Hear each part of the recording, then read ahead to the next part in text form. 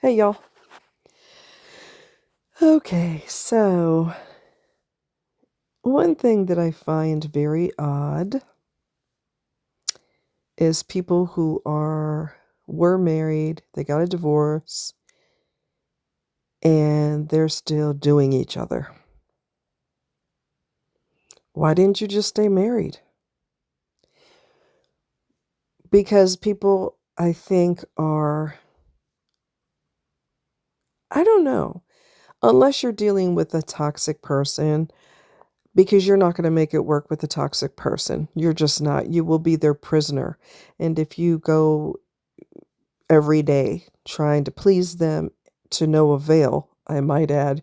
You can't please someone who really enjoys being miserable and angry. You can't please them. You have to divorce them. If you're smart, you'll divorce them. If you're smarter, you won't marry them in the first place because you already saw the red flags all up and down everywhere. Okay. But if you're talking about a healthy person and you guys, for whatever weird reason, you got divorced and then you still do each other, you still bang each other, couldn't you have just stayed married? Because you're screwing like you're married. I don't know if if it's a healthy person. I don't know if people are just too lazy to put the work in. Because let's just keep it real. If you're just doing somebody that you were married to and you don't have a commitment, of course it's fun. It's a blast. You know why? Because it's not reality. It's based on hormones. It's based on giggles. It's based on play fighting with the pillows. It's based on hormones and oohs, ahs, moans, and groans. It's not realistic everyday life. It's just fun. There's no bills.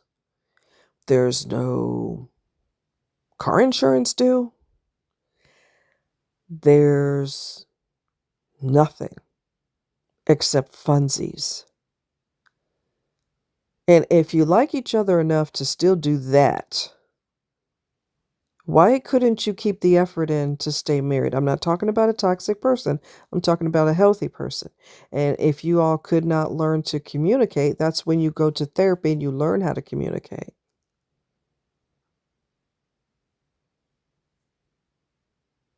You're good enough to do in the bed, but you're not good enough to stay with? Wow. Wow. So we promised till death do you part, but we really didn't mean it because the minute we have too many fights, or the reason we find out that we're upset because we're not on the same page, or whatever silly reason that you decide to throw in the towel, if the people, both parties are healthy, y'all can't work that out. That's weird. So I recently started talking I had met this person months ago, and I started talking to them, and I said, well, he asked me a couple questions and I told him, and then he said uh, something about what was my connection to my friend that me and him hang all the time. We're always hanging with each other. I said, well, I'm going to be transparent with you because I don't like people playing games with me, mind games, and I'm not going to do mind games to someone else because I don't like how that feels. So I'll be transparent with you. I said, we tried to be involved. It didn't work out. He has a strong personality. I have a strong personality, and I'm not going to take his crap. So we didn't work as a relationship, but we're still friends, and we are the only ones who have each other's back because no one else did. I mean, we may tell each other off, and we do, but when everything hits the fan, we got each other's back through thick and thin, and nobody else was capable of stepping up to the plate. So that's, one of the reasons why we're so tight. We got each other's back through everything. And then he proceeded to tell me that, well, he had mentioned his, and let's put this on the table. I'm not looking for a relationship. It would be nice to have somebody to hang with to do things because it's more fun. to go to the movies with somebody. It is more fun to go into nature with somebody. But most people, especially if they're single now, they have their life set exactly the way they want it, and there's no motivation to change anything. And that's what's going on with him. He has his schedule, his routine. He goes to work, he comes home, he makes dinner, he watches the game. He tunes everything out because that is what he does. Now, he also, and I appreciate his honesty, he also is begging his ex-wife. And I asked him point blank. I said, "Well, do you," because even though I'm not looking for a relationship, if you involve with somebody else to whatever capacity, they're not going to really appreciate you going out with somebody else as a friend because they're going to assume that it's more than that, and it just gets complicated. And even though I'm not looking for someone to be in a relationship with, I wouldn't mind a hang buddy, someone who hangs with me. We do this, we do that. And other people are not going to like that. So I back off of that situation. I get away from that because it's complicated. Well, he's still doing her. And I said, "Do you still?" Because the reason it was just odd that he kept saying multiple times through the conversation, "My ex-wife, my ex-wife, my ex-wife, my ex-wife." And it was repetitive. And I'm like, what the frick? And then he said, "Well, my ex-wife and and one time he said my wife. And they said, I mean, ex-wife, but in his mind, she's still his wife. Anyway, um, he said, we're friends. I said, "Are you guys close?" And he said, "Well, we've got friends with benefits." So that, with his schedule the way it is, he's got to watch the game. He's got to watch the game. When something else is more important than me, I back off. Whether it's your job, your parents, they always need something from you. They can't survive without you. Or you're addicted to working on your car, or you and your homeboys, whatever it is, you got to go out every night and y'all got to drink it yourself into oblivion. Whatever it is that is taking up all your time, I leave you alone and I let you do whatever it is that you got to do. And I noticed he's because I had a guy that I had a crush on for many years, and sports comes before everybody and everything. I backed off of him eventually, because I'm not going to compete with whatever is more important than me. Your dog, your cat, your goldfish, sports, your TV, uh, your ex-wife that you still bang, and whoever it is, whatever it is that is taking up all your time, I'm going to let you do that because you don't have the ability to change your schedule. You don't have the ability to keep your clothes on for your ex-spouse. That excludes anybody, especially a female who says, "Hey, I don't drink," but I'm just using this as an example. A female buddy can't even call you and say, "Hey, I'm at the local bar, the local watering hole. You want to come down here? It's Friday night," or whatever the case is. "You want to come down here and grab a beer?" He can't do that because he's pumping on his ex-wife. Or he's staring at the TV in a comatose state because sports are on. Nobody smart is going to compete with that. You have your schedule exactly the way you want it. Your priority is your wife, even though you claim she's your ex-wife. Y'all is still banging like y'all are married. So your wife, that is your biggest priority. And even if you in the middle of a game, if your wife, even though she's a pseudo wife, she comes to your house wearing just a trench coat with nothing underneath it, I don't give a shit how many games are on. Your ass is gonna be rocking her, period. Nobody can squeeze in between that. Nobody. And nobody smart is gonna want to, You've got things that are more of a priority to you. You can't even respond to texts. Even if you're watching a game, you don't have a commercial where you could respond to a text. You're stuck in your own world. You feel like your world is safe. And anything outside of the bubble is, I don't know if it's scary to people or they're too lazy to put the effort in, or because becoming friends with somebody requires effort. It requires you getting to know them. It requires you spending time with them. Requires you saying, "Hey, I heard you twisted your ankle. Are you okay? Do I need to take you to the ER?" It involves you getting up off your ass and giving a shit. But if you stuck in your bubble and you won't come out, I back off. I'm not going to hold you at gunpoint and say, "Listen, we need to get to know each other. We're going to be friends and we got to start somewhere. So let's go." I'm not doing that. Go make your dinner, go sit your ass in front of the TV in a comatose state. Go bang your wife as soon as she calls you or whatever, your pseudo wife. Go do whatever you got to do.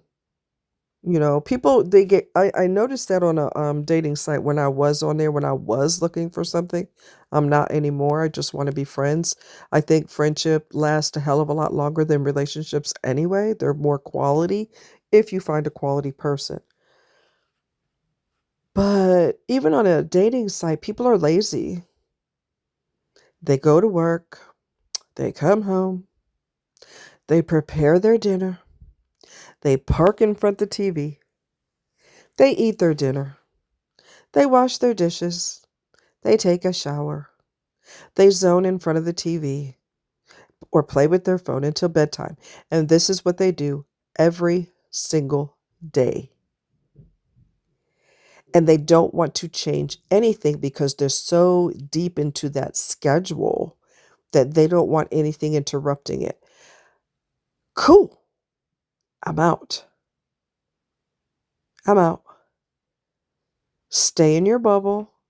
If you think that's going to work for you from now until you die, the same repetitive thing, nothing deviating from your typical schedule, and that's what gets your jollies, go for it. I don't want to have a boring life. That's just not who I am. I don't mind deviating from something different. You're supposed to enjoy yourself. You're not supposed to be stuck in a routine that you can't break from. You should be spontaneous sometimes. You should be excited to get to know somebody on a friendship level. Friendship doesn't grow on its own. You've got to water it like you do a plant. You have to nurture it. Um, if a person feels like they're being kicked to the curb because you rather watch TV, then they're going to let you do that. Okay?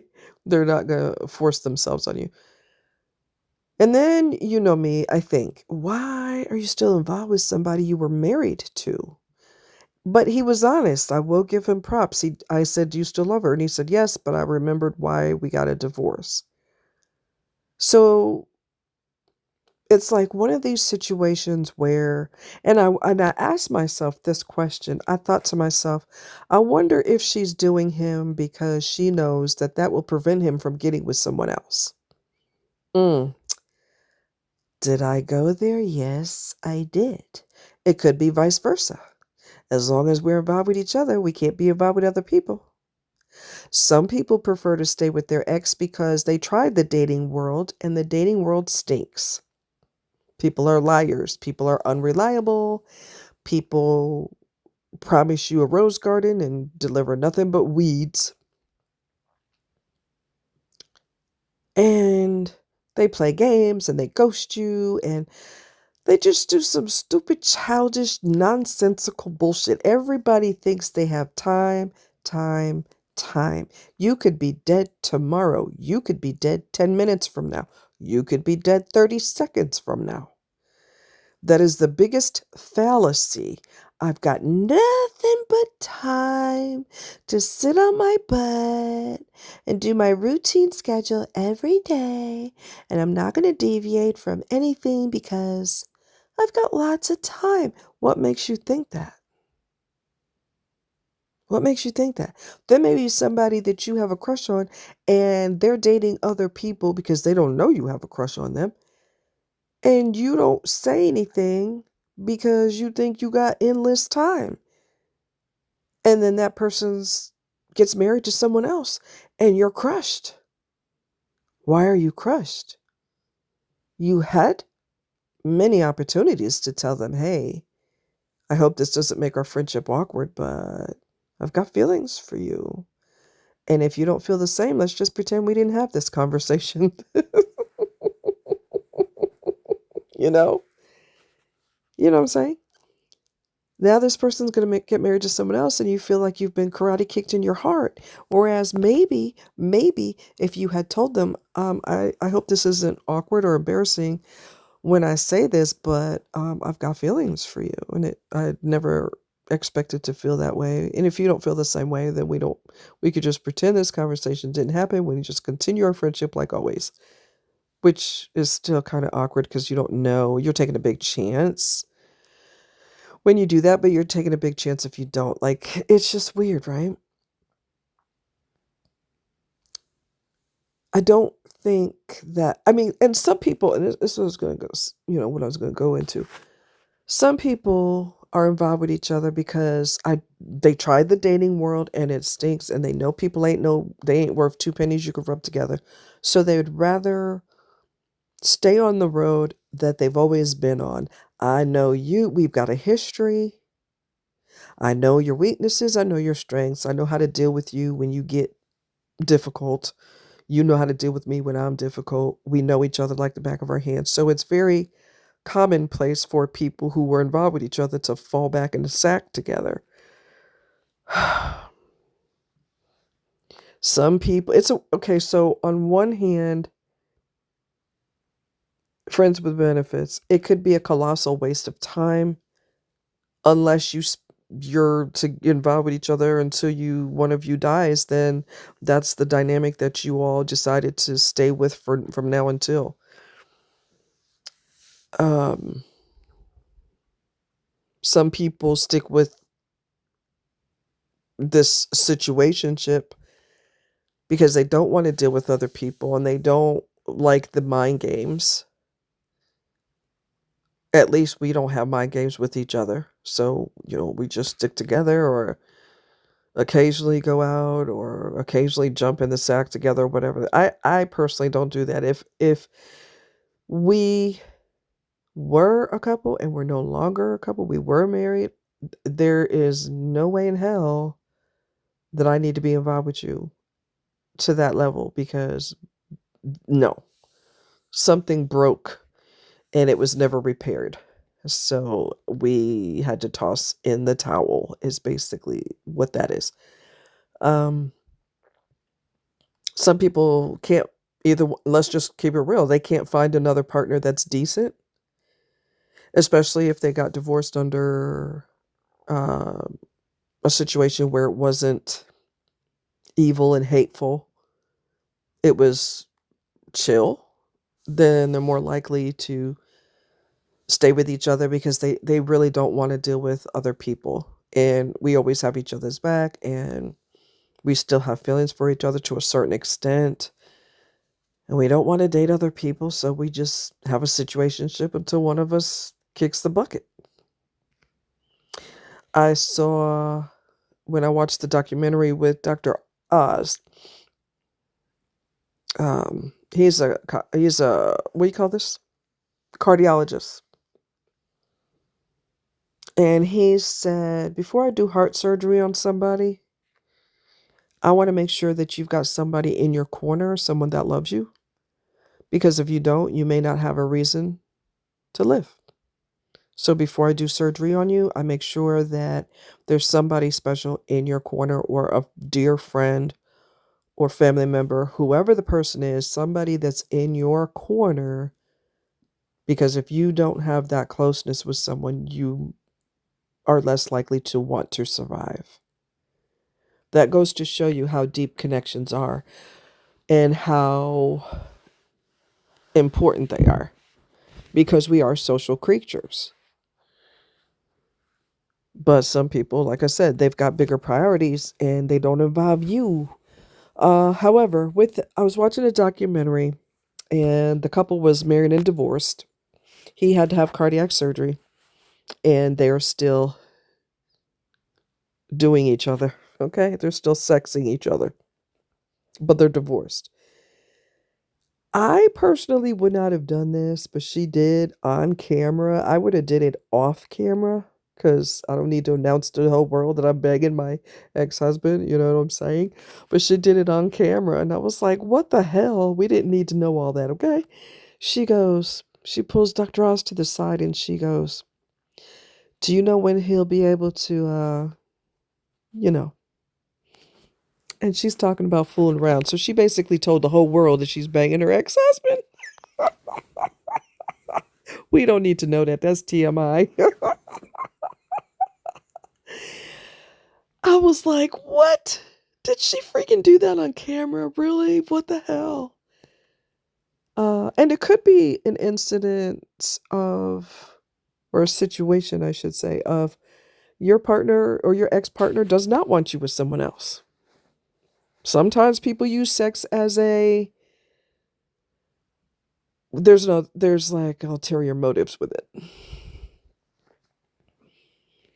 In some cases, they could be thinking you're a good person and you'll get snagged up by somebody quickly. So I need to stay involved with you, is what I need to do.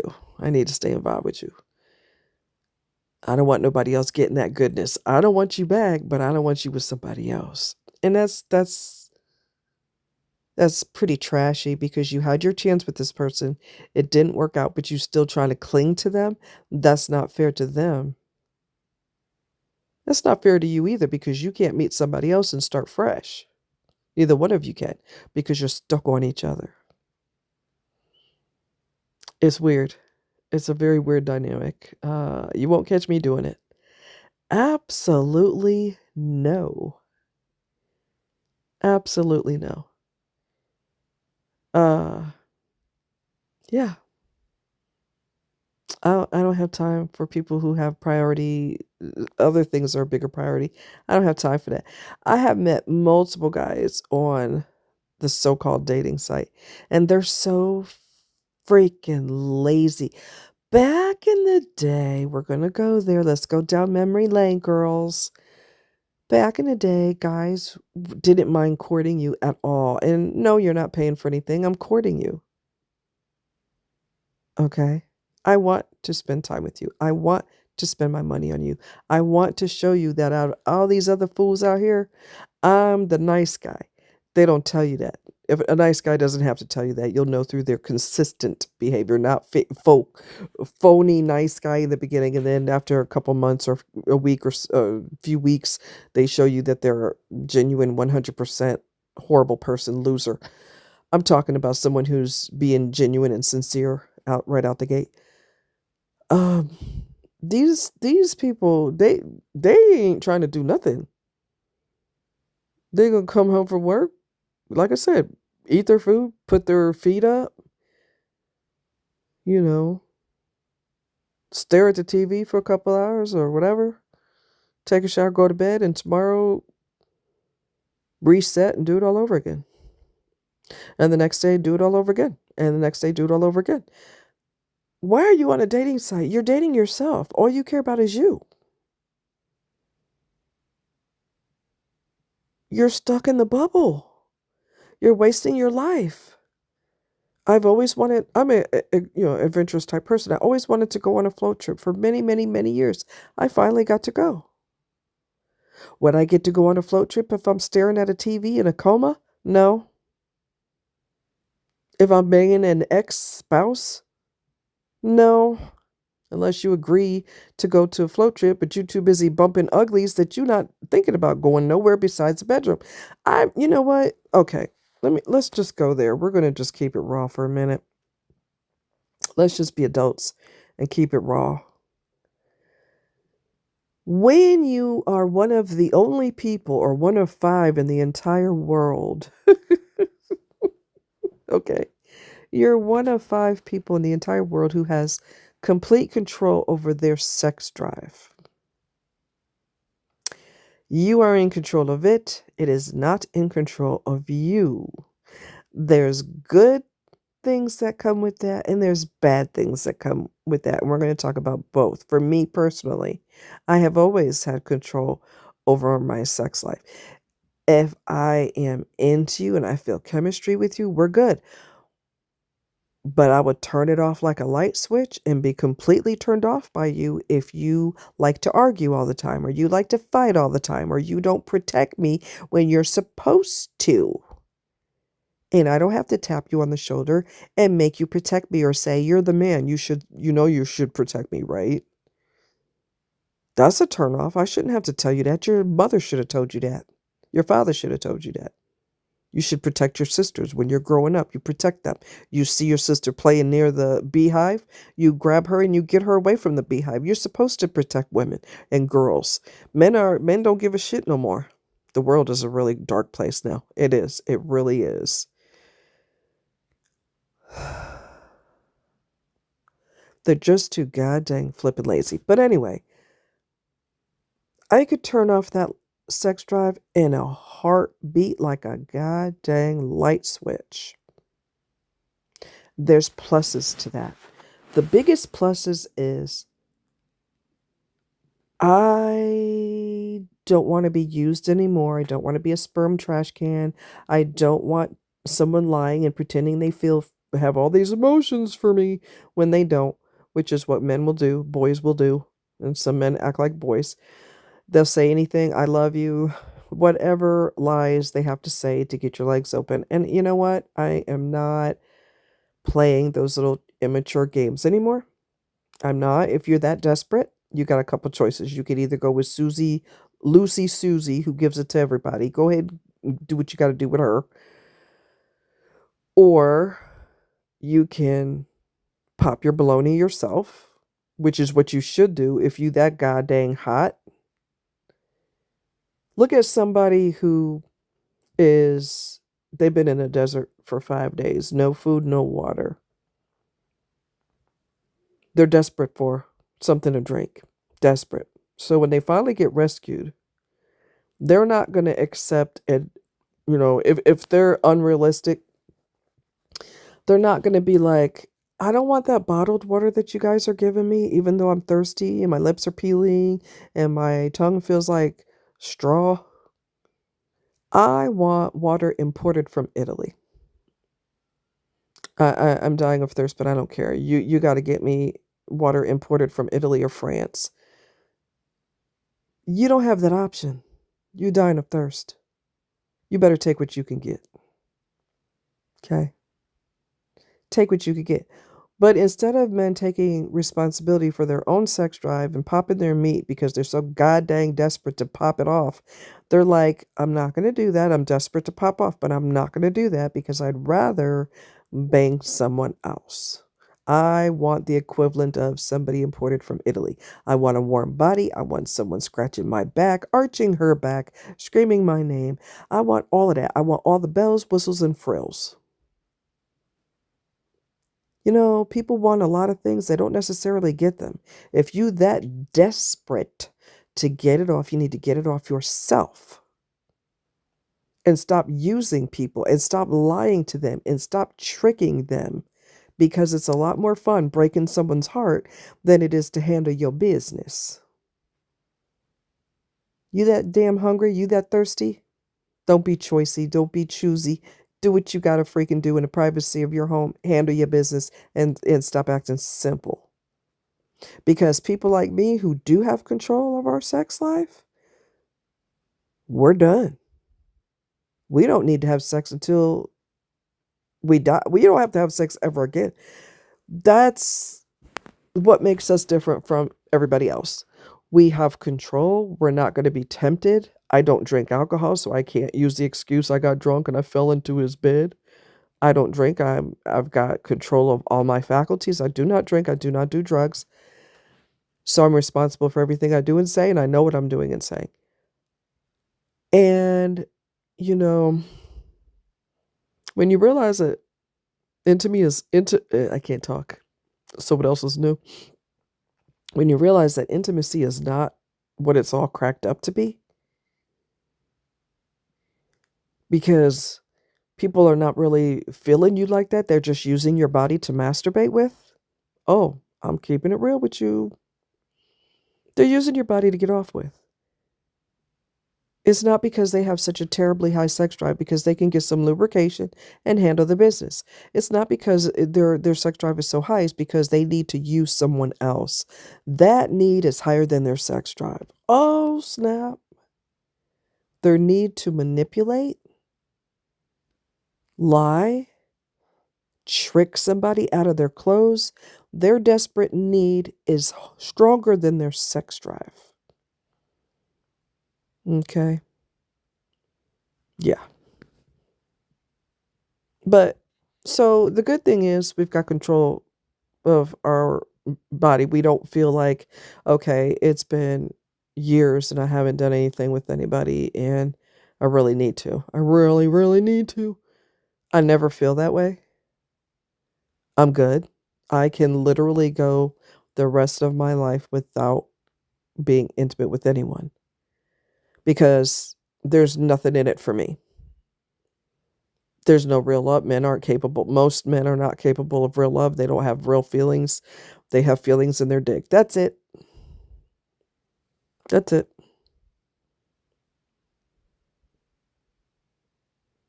And as I said before, when you have you listen to a hospice nurse who tells you when a couple is married and the wife is dying, the husband will get rid of her. He will put her in a facility quickly. But when a woman is married and her husband is dying, she takes care of him. That alone will turn you off regarding men for if you're smart, for the rest of your life, just stay the fuck away from them. Because you know that even if they wanted something other than jumping up and down on you, they actually wanted something serious and a commitment and marriage or whatever, you know that there's a strong possibility if something happened to you, they're going to lose interest and put your ass in a home, get rid of you. I know a guy who did that. I don't know him personally, thank God. I know of him. He put his dying wife in a home or whatever he put her in facility. And he moved his girlfriend, who's half his age, into him and his wife's home. And as if that wasn't bad enough, and he told the staff, she's forbidden to have visitors. And where's the incentive to want to be with a man when that's what you're possibly looking at? The percentages are very high that that's what's going to happen if something happens to you. Where's the incentive to want to be with them? Nowhere. Where's the incentive to make sure your sex drive stays active? There's no incentive. None. I get to look forward to you acting like you love me, and then when I'm dying, I get to be tossed over there as if our whole relationship didn't matter. Where's the incentive to be turned on by them? There isn't. So I've got control over it. No one's going to take advantage of me. No one's going to lie and tell me they love me just to get it. Look, I'm not 15 and never been kissed. I'm not playing with you. The downside is when I was married, it wasn't bad that I lost my sex drive through my marriage. That wasn't bad because he didn't deserve it no more anyway. Number one, we weren't connected anymore mentally. Number two. Number three, I found out way after the fact that he was banging other people. There's no incentive to want to be with you, and you don't protect me. You don't protect me. You are not a man. You have a penis. You are male, but you're not a real man. A real man would not let me go through half of the shit I went through when I was with your punk ass. So, you're not a real man. The problem is when you have that much control over your sex drive, even when you want to feel something, you can't. And I've been down that road before for many, many, many years. Trauma will make you lose your sex drive for the rest of your life. The five of us in the world who don't, we're not ruled by our bodies, okay? Okay. Um, we can lose desire forever, even when it's safe. You see a hot scene in a movie and you're like, wow, with your one of your actors or actresses that you've got a massive crush on, and you're like, wow, that's hot. I couldn't feel nothing then because nobody can hurt you when you're watching a movie. Nobody's going to take advantage of you, lie, cheat, or steal. You're just watching a movie and that's a hot scene. So you go, whew, wow, that's pretty sexy.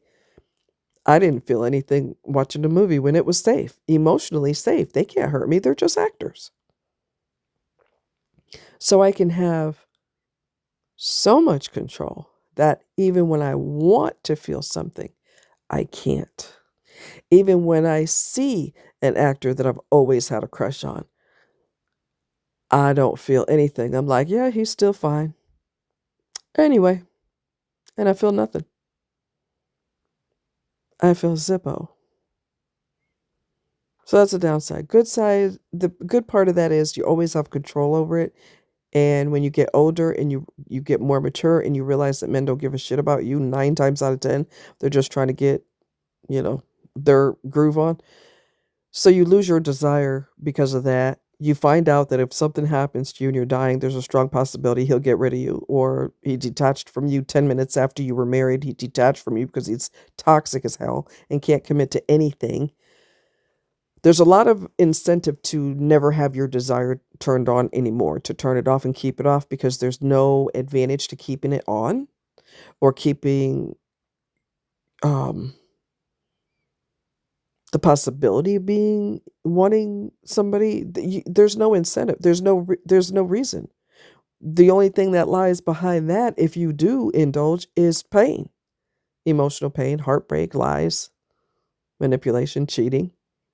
There's a high percentage that's going to happen to you. So there's no incentive to let your guard down. And talking about desire, desire requires you, a woman especially, to feel safe, emotionally safe. She's not emotionally safe if she's being used. She's not emotionally safe if she's being lied to, cheated on, manipulated, someone playing with her mind. That doesn't create emotional safety. You know, just like you prepare your life when you look at all these traumatic relationships or manipulationships that you've had in the past and how people have just treated you like absolute shit for no reason, or they're dead emotionally because of their childhood or whatever the hell is going on with them. You are the receiver of the trauma, and a trauma response is I will cut everything off. I will cut my heart. I will close my heart. I will not be open to love. I will not be able to fall in love anymore because it's never worked for me. I will not have desire anymore because that doesn't work for me either. It gets me used. So you shut yourself completely. I don't want to say completely off because if God puts somebody in your life who he wants you to be with for the rest of your life, he will manifest it or make it happen for you all and it'll be natural. And this is the person that you will feel safe with from the get go. You'll feel emotionally safe with them and you know that if something ever happened to you, they got your back. But that's never happened for me ever. Never, ever, ever, ever, ever. So, although it is a trauma response to keep everything shut and locked away, I mean, my heart is open to Milo, obviously, and my heart is open to people I care about. But so far as anything beyond that, no, there's no reason to. There's no reason to because it always results in pain. It always results in pain. So there's no incentive whatsoever to have your heart open and allow yourself to be vulnerable to people who only want to hurt you. And that's the majority of people out there. They only want to hurt you.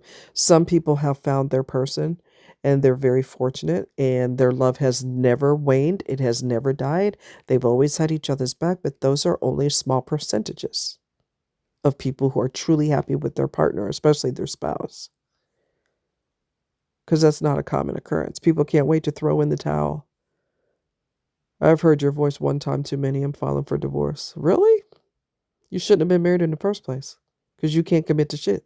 As soon as it gets a little rocky, the boat gets a little rocky, you want to jump overboard. There's no incentive, like I said before, there is no incentive to be open and vulnerable to people because it just sets you up for failure. I don't feel that way for other people, especially people that are way younger than me. I feel like when you're young,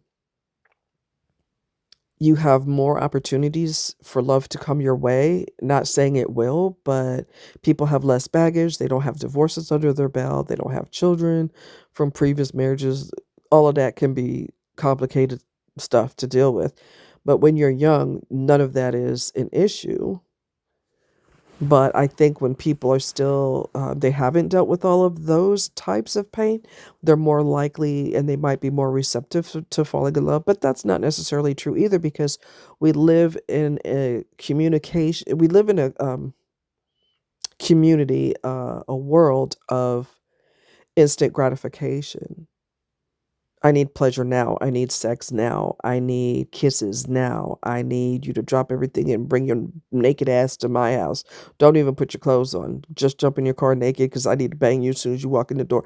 People are so goddamn eager to use people for money, sex, a place to live.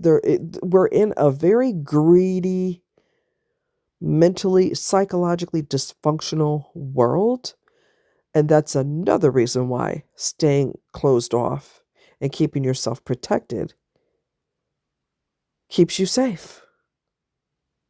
Yeah, you could call it a trauma response, but why wouldn't a person have a desire to protect themselves? No one else has done it.